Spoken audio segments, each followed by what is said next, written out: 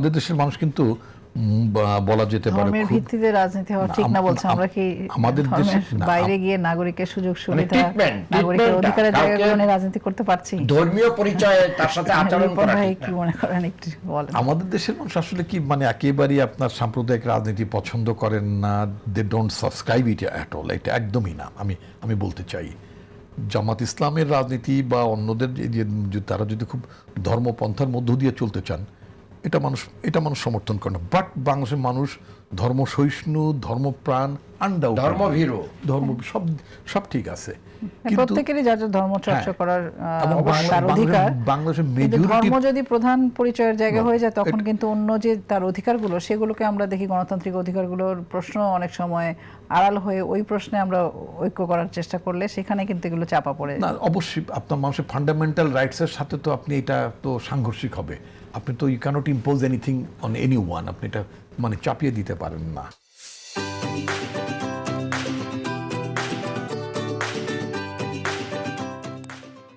আমি একটা ছোট্ট ইনফরমেশন এই যে এইটার সাথে রিলেটেড খুব 10 সেকেন্ড, সেটা হচ্ছে দেখেন ইসলাম বলছে তুমি তোমার প্রতিবেশীর হক আদায় করো। এই প্রতিবেশী মুসলিম না অমুসলিম এটা কিন্তু আইডেন্টিফাই করে নাই। কাজে আমার প্রতিবেশী যদি 10 ঘর অমুসলিম হয় আমাকে কিন্তু তার বিপদ আপদ সুখ দুঃখ খাওয়া না খাওয়াই অংশগ্রহণ করতে হবে। This is the teaching of my religion. জি, থ্যাংক ইউ। আমরা রিপন ভাইয়ের কাছে আবার একটু আসি। আমাদের এই পুশিন নিয়ে অনেক রকম কথাবার্তা হচ্ছে। আসামের মতো পশ্চিমবঙ্গের সীমান্ত থেকে পুশিন হবে কিনা বা সরকারের অবস্থান কি হবে এই ক্ষেত্রে। আমি বলি এটা কোন শক্তির পক্ষে, ভারত কেন কোন শক্তির পক্ষেই সম্ভব হবে না বাংলাদেশের ওপর তাদের নাগরিকদেরকে আমাদের এখানে চাপিয়ে দিতে বা পুশিং করা ইম্পসিবল। এটা বাংলাদেশে এটাকে স্ট্রংলি, সেই ক্ষেত্রে সরকারের মানে এই ধরনের কথাবার্তাগুলো যে চলছে সেখানে সরকারের ভূমিকাটা কি হবে?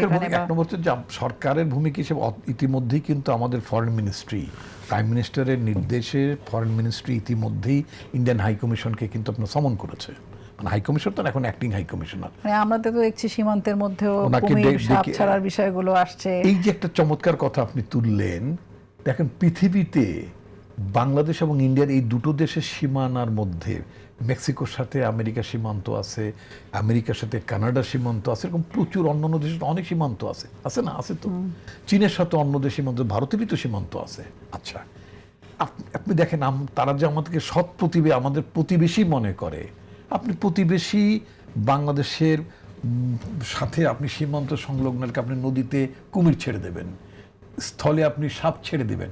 আমি এই কথাটি একটি টকশোতে বলেছিলাম, ঠিক আছে, আপনার কুমির আপনার জলসীমার মধ্যে আপনি ছাড়তে পারেন, আমার কোনো আপত্তি নাই, কিন্তু মনে রাখতে হবে আপনার কুমিরটাকে ট্রেন করে ছাড়বেন যাতে আমার জলসীমার মধ্যে না ঢোকে। পানি কি হবে সেটা ঠিক না, আমার জলসীমার মধ্যে মানে ঢুকতে পারবে না, তাহলে কিন্তু সেই কুমির কিন্তু মাথা ঠিক রেখে থাকবে না। দ্বিতীয়ত হচ্ছে যে আপনার জলসীমার মধ্যে আপনি সাপ ছাড়েন, আপনার স্থলসীমার মধ্যে আমার কোনো আপত্তি নেই, কিন্তু আপনার স্থলসীমার সাপ যদি আমার সীমানায় ঢুকে পড়ে সেটাকে তো আমরা ভালোভাবে দেখব না। তিস্তা নদীর পানি একটা মানে এই পশ্চিমবঙ্গের শাসন ক্ষমতার পরিবর্তনের মধ্যে দিয়ে বাংলাদেশ একটা পজিটিভ মানে জিনিস দেখতে চায়। আমরা দীর্ঘদিন যাবৎ ভারতের সাথে আমাদের তিস্তা পানির বন্টনের একটা অমীমাংসিত অবস্থা ছিল। তখন নরেন্দ্র মোদী বলতেন যে পশ্চিমবঙ্গের মুখ্যমন্ত্রী এটা বিরোধিতা করছেন, তাদের সরকারের স্ট্রাকচারের সাংবিধানিক স্ট্রাকচার অনুযায়ী মানে কোনো রাজ্য সরকারের অভিমতের বাইরে যে তারা কাজ করতে পারেন না। এখন তো বিজেপি সরকার পশ্চিমবঙ্গেও, এখন আমরা দেখতে চাই যে মোদী গভর্নমেন্ট, বিজেপি গভর্নমেন্ট যেই পশ্চিমবঙ্গ সরকার তিস্তা নদীর পানি বন্টনের ব্যাপারে ভেটো দিত, আপত্তি জানাতো, এবং যে ভারতীয় সংবিধানের উদাহরণ তারা টেনে ধরতেন যে না এই সংবিধানের কারণে তারা মানে অর্থাৎ রাজ্য সরকারের অভিমতকে অগ্রাহ্য করতে পারেন না।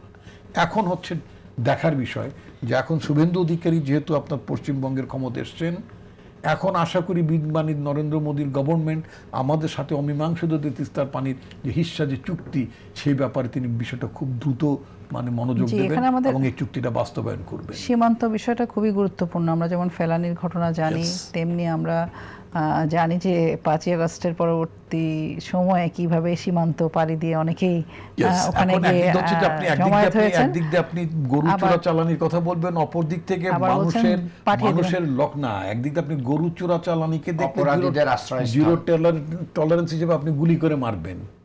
আপনি তো এই যে কাদেরিয়া বাহিনী মানে অর্থাৎ Obaidul Quader and his associates যারা উইদাউট পাসপোর্ট যারা সীমানা ক্রস করলো, এই যে জনগণের লক্ষ কোটি টাকা লুণ্ঠন করে যে চোরেরা পালিয়ে গেল, এই চোরদের তো গুলি করলেন না। না, আমরা তো নির্বাচনকালীন সময় শুভেন্দু অধিকারীর কথা শুনলাম যে তিনি যে ফ্যাসিবাদী শাসক শেখ হাসিনাকে তিনি ফিরিয়ে নিয়ে আসবেন এবং নানান রকম কথা তিনি আমাদেরকে বলেন। এই কথাগুলোর মধ্য দিয়েও কিন্তু জনগণের মধ্যে এক ধরনের উদ্বেগ তৈরি হয় যে আসলে কি চলছে বা সরকারের কি ভূমিকা হবে।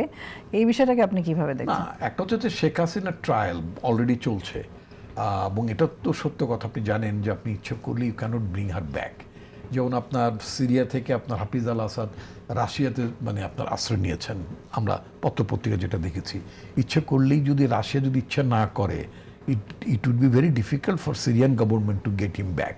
তো আমরা চাই যে ভারত সরকার শেখ হাসিনাকে আমাদের সরকারের কাছে প্রত্যর্পণ করবেন এবং তাকে বিচারের সম্মুখীন করবেন। একইভাবে বাংলাদেশের লক্ষ লক্ষ কোটি টাকা যারা ভারতে নিয়ে গিয়েছেন, সোজা কথা পালিয়েছেন তো খালি হাত পায়ে যান নাই, তো এই সমস্ত মাল সামানো সহই তো গিয়েছেন। তো এই যে জনগণের টাকা সাথে করে যে ভারতে নিয়ে এখন মোজ করে চলছে না আওয়ামী লীগের নেতারা, এই লোকগুলোকে তো আমাদের ফেরত চাই এবং আমাদের লুণ্ঠিত টাকাটাও তো আমরা ফেরত চাই। সেটার জন্য আমি মনে করি যে ভারত সরকার প্রয়োজনীয় ব্যবস্থা গ্রহণ করবেন। আর অ্যাজ সাচ আপনি যেটা মানে পুশব্যাকের কথা বলেন, এটা বাংলাদেশ গভর্নমেন্ট এখানে একেবারেই শূন্য সহিষ্ণুতা দেখাবে। এই ধরনের কোনো undue exercise from any side আমরা এটা বরদাস্ত করব না। নিঃসন্দেহে আমরা আমাদের দেশের সভরেনিটি, আমাদের জনগণের যে সার্বভৌমত্ব, আমাদের যে জাতীয় সার্বভৌমত্ব রক্ষায় আমরা